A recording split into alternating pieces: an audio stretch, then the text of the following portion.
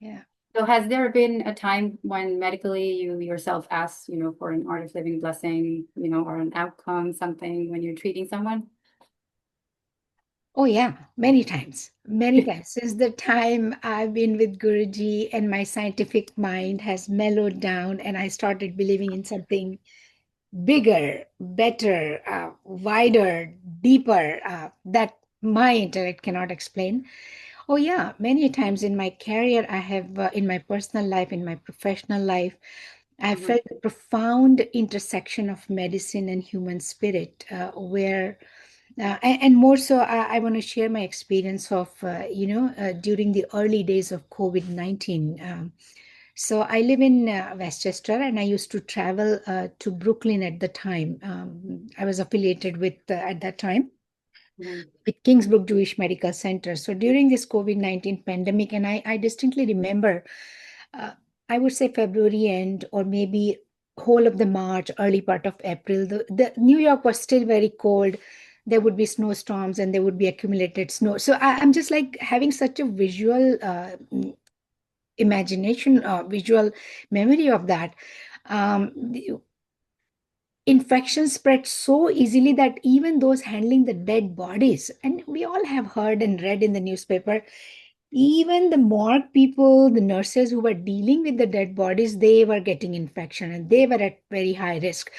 Morgues were overflowing. We have never had mortality of that degree ever in 30 years of, and I will never forget those two large refrigerated trailers stationed in our hospital parking lot, because there were no arrangements being made by the families to pick up, claim the body and take them. And so during that time, every single day, Puja, I would get up and I would be like asking for blessing. Gurudev, please give me blessing. I would ask my senior teachers to send me blessings, because yes, on one hand, I want to make myself 100% available and serve and do my dharma and duty.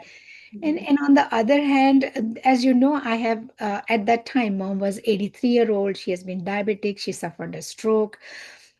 Very vulnerable, in so to speak, elderly person at home. So every day, even going home, not even taking my shoes inside, and all those moments, I've asked for blessings, and it has tremendously worked. As you see me and my mom sitting here, happy doing what we are doing. So really, and then one other thing I was doing in the hospital at that time, because families were not allowed to Yes. come and visit. So the patients were in the isolation rooms. Nobody was going. Even the food tray was sitting outside. So hospital had created a committee, and I was leading that during daytime, not in the night shifts. That we were given iPads, so we would go into each patient's room. We would like cover ourselves, take all the precautions, go in patient's room, and then connect them on FaceTime with the families. And it was such a mixed feeling standing there. Sometimes I would feel grateful that I'm helping this old person sitting here lonely, and there would be some anticipated fear and sadness, and it was just some weird, interesting, different times. And I remember those times I would just ask for blessings for. So that comes very striking to me. And we all ask for blessings, and I deeply believe in such.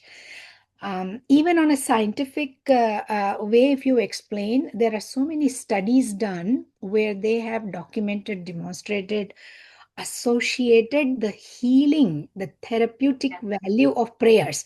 Somebody Yes. is praying here, and thousands of miles away in India, somebody is getting, recovered. So it's Mhm. documented scientifically also, and yes, on a very ethereal realm, I believe that. So. Oh, definitely.